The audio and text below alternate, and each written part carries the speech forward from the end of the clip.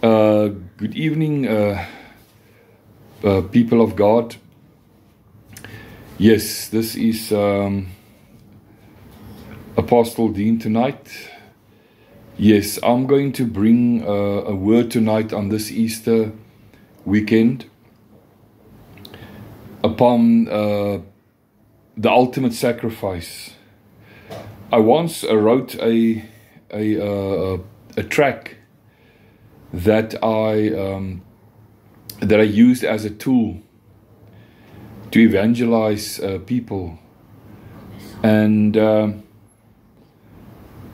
yes, I feel this is appropriate tonight because we are on this Easter weekend, and this is the Friday. Yeah, and I want to make people aware, you know. It's not just about a public holiday, coming together with friends and drinking beer and celebrate a braai or barbecue, as they will say in America. It's a holy day. Today is a holy day. Our Lord and Savior, our suffering Messiah, as Isaiah 53 says, He is the suffering Messiah, suffering servant of God. Yes, tonight I want to this what I was writing down on this track, to highlight a few things that I wrote here. And in John 1 verses 29, as I said, this track's name is The Ultimate Sacrifice. It says a lot, the ultimate. No one could go but Jesus Christ. He was the spotless Lamb of God. On Him rests the responsibility to die for humanity. Jesus was born in a manger to die, to be a sacrifice, the ultimate sacrifice. So John verses 1 verse 29 says, John said, the next day John saw Jesus coming towards him and said, behold, the Lamb of God who takes away the sin of the world. What a revelation that John had. He was a forerunner, and as a prophet, the last prophet in the Old Testament, he was announcing the Messiah. He was born for such a time as this. It was his nephew, John. He said, this is a Lamb of God that take away the sins of the world. It is very clear from Scripture, it is Christ Jesus, the Son of God, who became the ultimate sacrifice. Let us just pray. Heavenly Father, I pray that you will bring this word to light tonight. Make it a real, Lord. Let this word in my mouth become real, and that people will be touched by it, Lord. Speak through my lips tonight. Anoint my lips that you will touch one soul, that one soul will know that Jesus Christ died that horrible death on that cross, that I can be saved. My sins has been paid, and that I can be saved by the blood of the Lamb. Touch me, Lord, wherever this message is preached. Not just it will for this Easter, but anyone that will watch this video again, this YouTube video, in the future, they will be touched and they will be saved by the blood of the Lamb. Amen. Yeah, so can we as people be sure and know that what the ultimate sacrifice was for our sins? It's obvious. It's obvious. John 3 verses 16 also says that for God so loved the world that He gave His only begotten Son. Whoever will believe in Him will have everlasting life. It's to believe in Jesus. If you do not believe in Jesus Christ, and you reject His sacrifice, you say, I don't want to do anything with His sacrifice, I assure you, the wrath of God will stay upon you. You will go into eternity lost. But if you accept that ultimate sacrifice and know that Jesus died for your sins, and by dying for your sins, you have remission of sins, yes, then you will go to heaven. Yeah, can we as people be sure and know what the ultimate sacrifice was for our sins? The Bible gives us an answer to this question. The next day, John saw Jesus coming towards him and said, Behold the Lamb of God who takes away the sin of the world. It is very clear from Scripture, it is Jesus Christ, the Son of God, who became the ultimate sacrifice for our sins on the cross of Calvary. We see from Scripture that in the fullness of time, God sent His only begotten Son to be our Savior. He was the only one in the entire universe who could pay the penalty of sin because He fully met the conditions. He was a human being, but unlike everyone in the world, He was holy and without spot and blemish. Think of that. He was the only one that could meet that criteria, the conditions. He was perfect. Jesus never sinned, although He could have given into sin, but He didn't. He didn't have a sin nature as we had.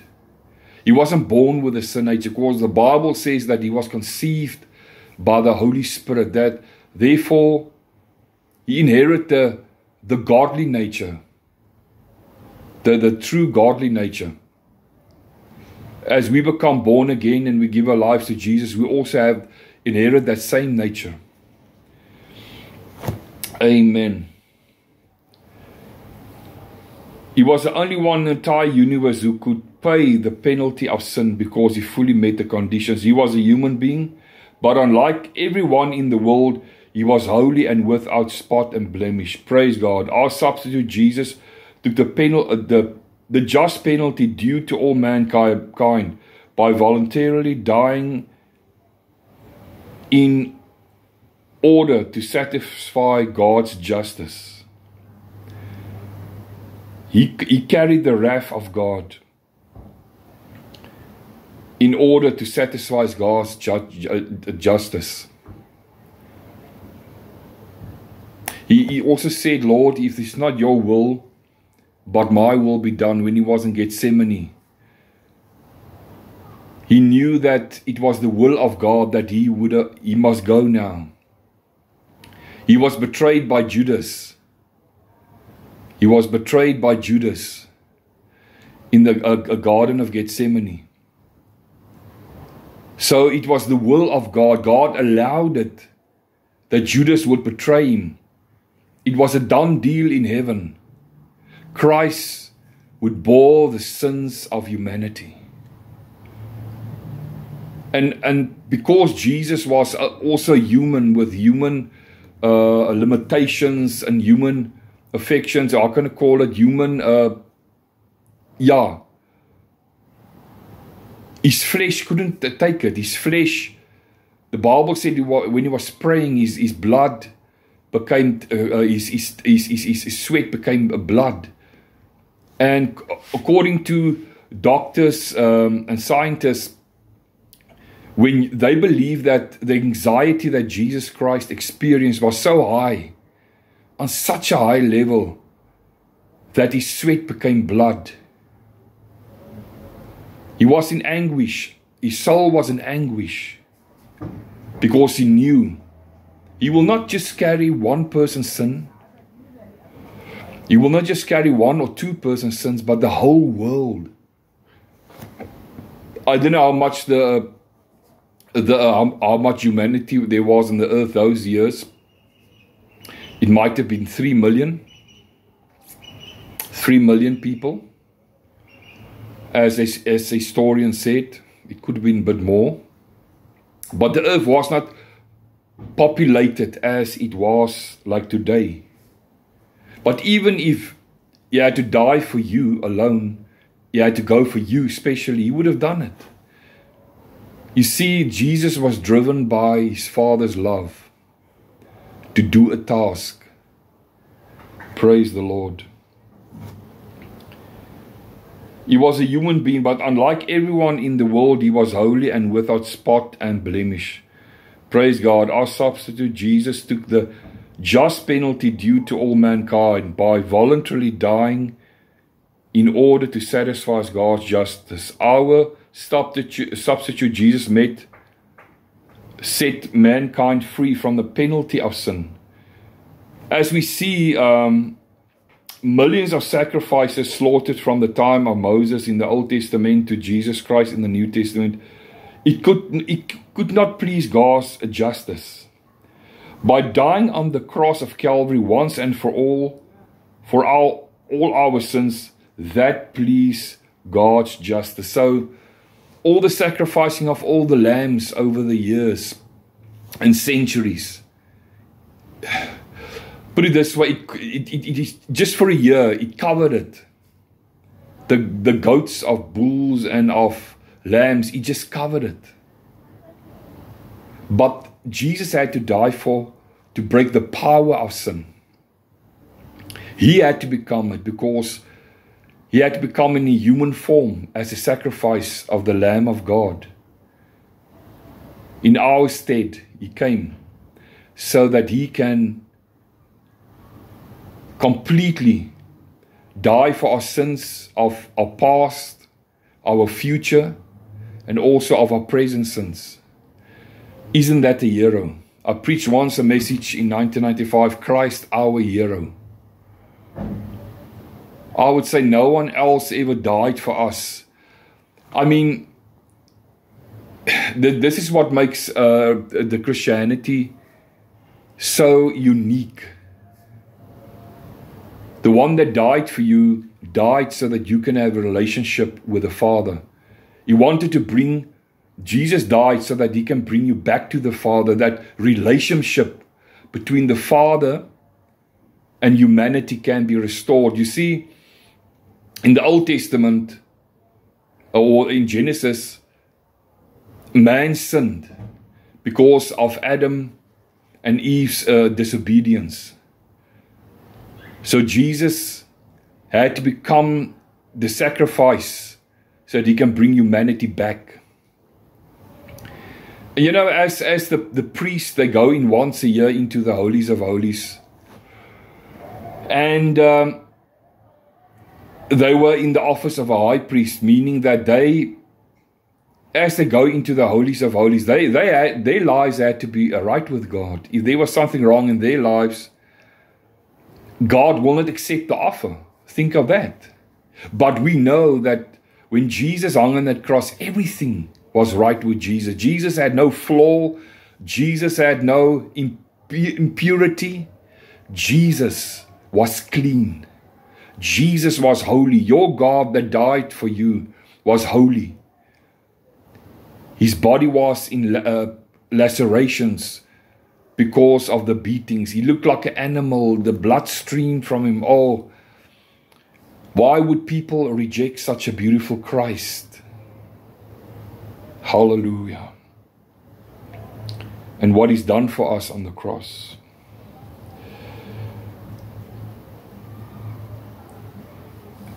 The ultimate sacrifice, Jesus Christ, fulfilled the requirements and conditions of the sacrificial lamb. We see the selection of the lamb in the Old Testament. The Passover lamb had to be a male in the first year, which had to be completely free from spot, wrinkle and blemish. The lamb was chosen on the 10th day of Nisan, and for 4 days was scrutinized to ensure that it was perfect. The male lamb was clear type of the Lord Jesus Christ. He says in 1 Peter 1 verses 19, says, "But with the precious blood of Jesus, a lamb without blemish or defect." No one else could have qualified to be the ultimate sacrifice, because Jesus was the only blemish-free person and did not inherit the sinful nature of Adam, because he was conceived by the Holy Spirit. As I said, yes, His life was absolutely faultless because he kept in constant fellowship with his Heavenly Father and was obedient to Him in everything, even unto death on the cross, to become our ultimate sacrifice for our sins. Oh, what a Savior. What a Savior. He was in constant fellowship with his Father. What a life. He wasn't worthy of this world. He just came to be the sacrifice, to die for our sins.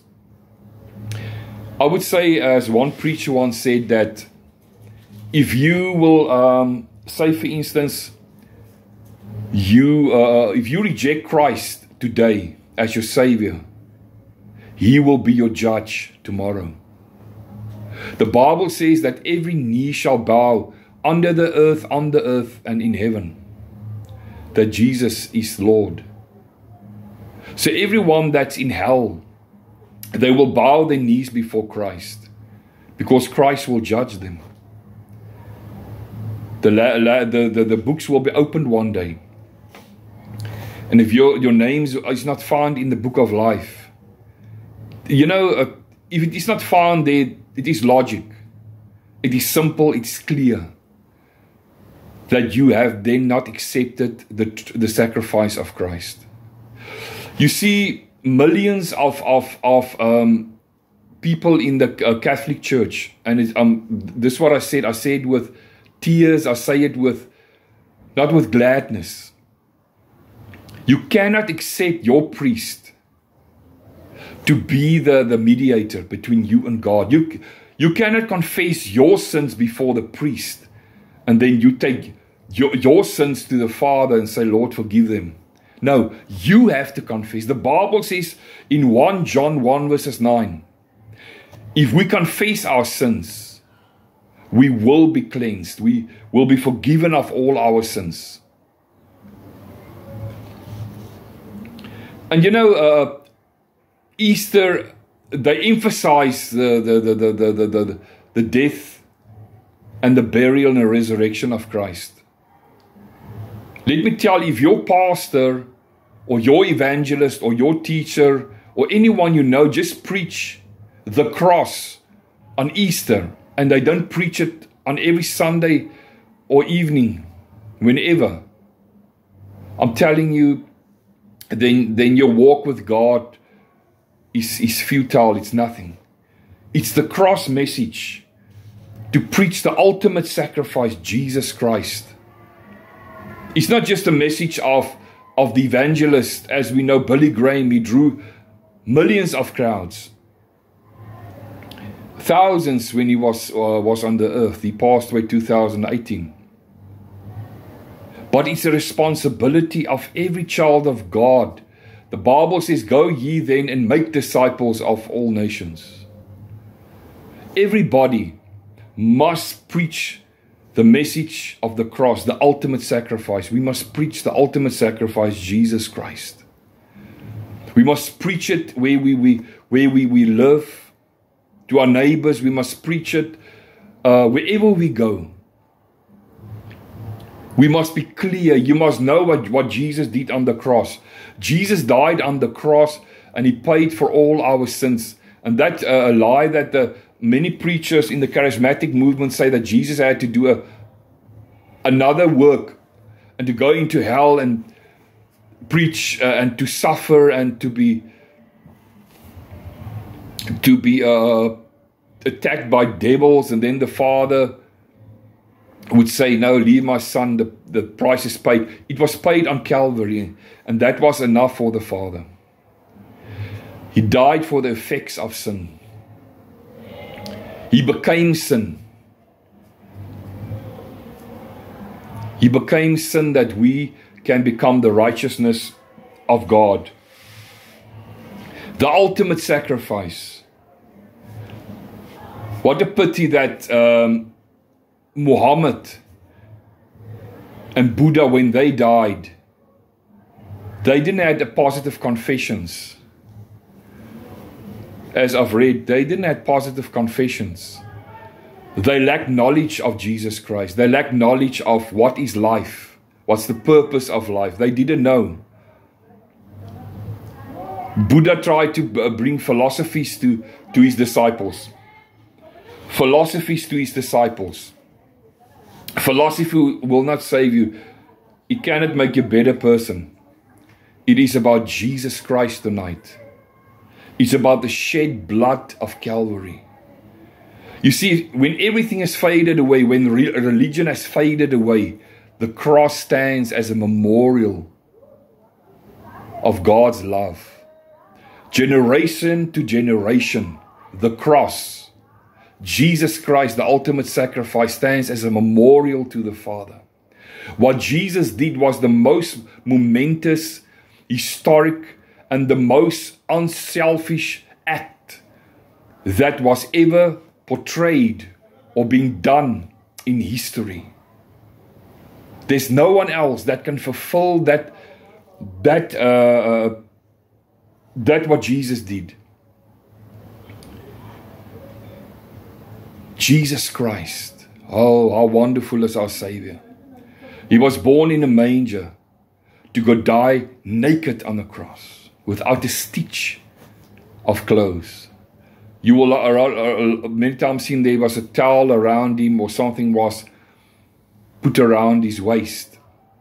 But according to historians, he died naked. For you, yes, for you. I don't know where you are watching tonight. And please don't switch this YouTube video off. Don't switch it off.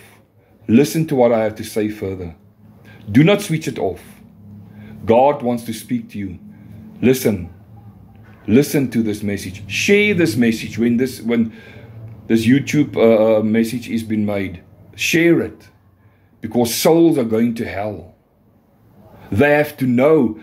You know, people have to know, if it's once just in their lifetime, to know that there is a Savior. There is someone that can change your life. There's someone that can pick you up out of that situation that you are in. You might have a drug problem. You might smoke weed, or you are in an adulterous relationship. Your life is not right with God. You know it. You know you are sliding back. You're going to hell. But tonight, the ultimate sacrifice was for you.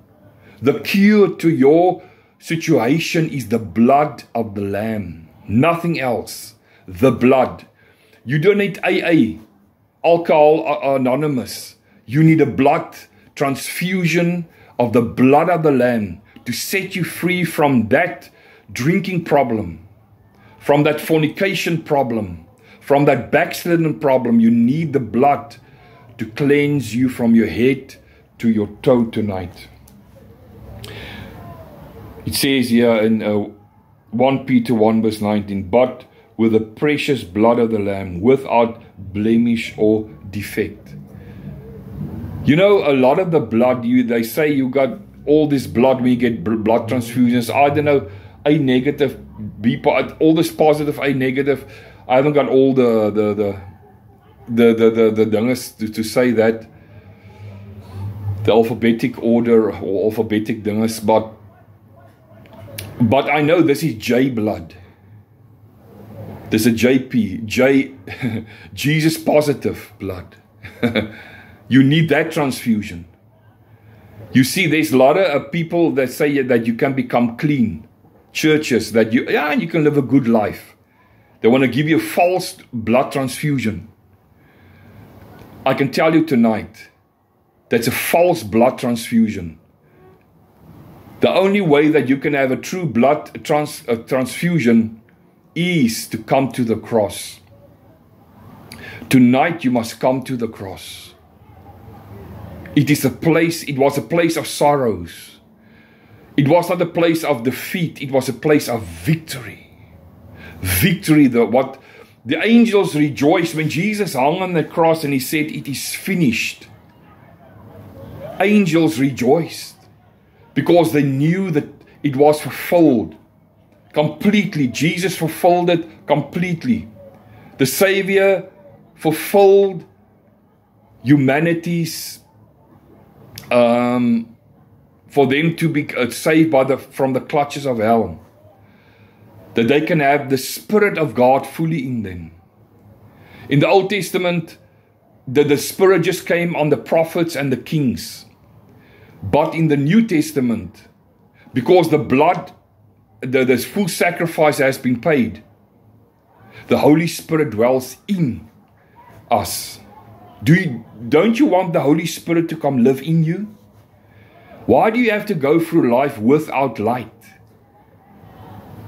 You will go to hell, but tonight the ultimate sacrifice has been paid that you can have the light of the Holy Spirit guiding you, leading you all the way to heaven. Think of that tonight.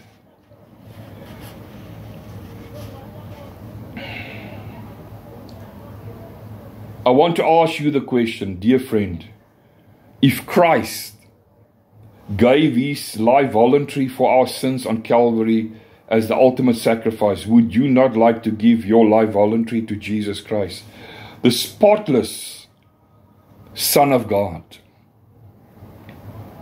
The spotless Son of God hang upon the cross, His flesh lacerated with strips. Those hands often reached out in blessings were nailed to the wooden bars. Those feet, so tireless of ministries of love, were spiked to the tree. That royal head pierced by the crown of thorns, and the blood gushing from His brow, and a spear pierced His side, with blood and water flowing like a river.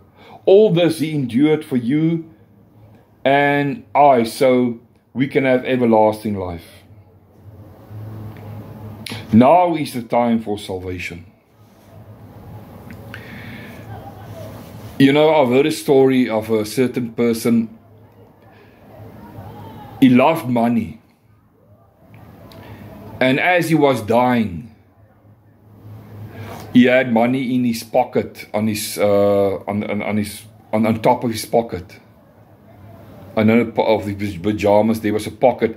And so money was stuck in there. But as he was dying, he was clinging to that money. Clinging to that money. The people said when he died, his face looked pale, it looked ugly.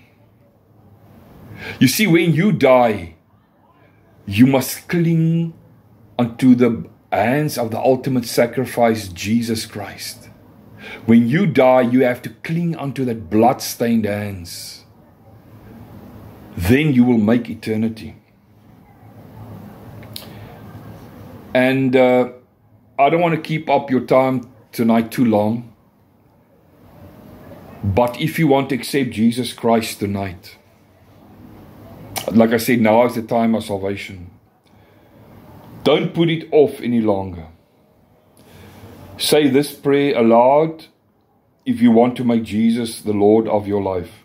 Just say, Jesus, I come to you now. I surrender my all to you. Say that. Jesus, I come to you now. I surrender my all to you. Forgive me for sinning against you.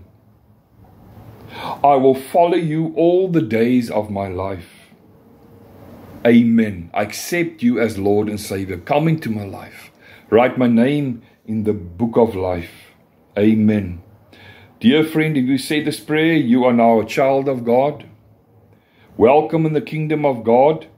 Go to a good Bible-based church, and God will take you places where you've never dreamt of.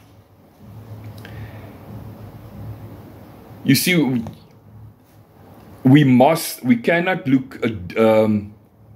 ignore what Jesus did. You know, as a young boy growing up on the platteland, my sister always had a photo there of Jesus hanging on the cross in her room.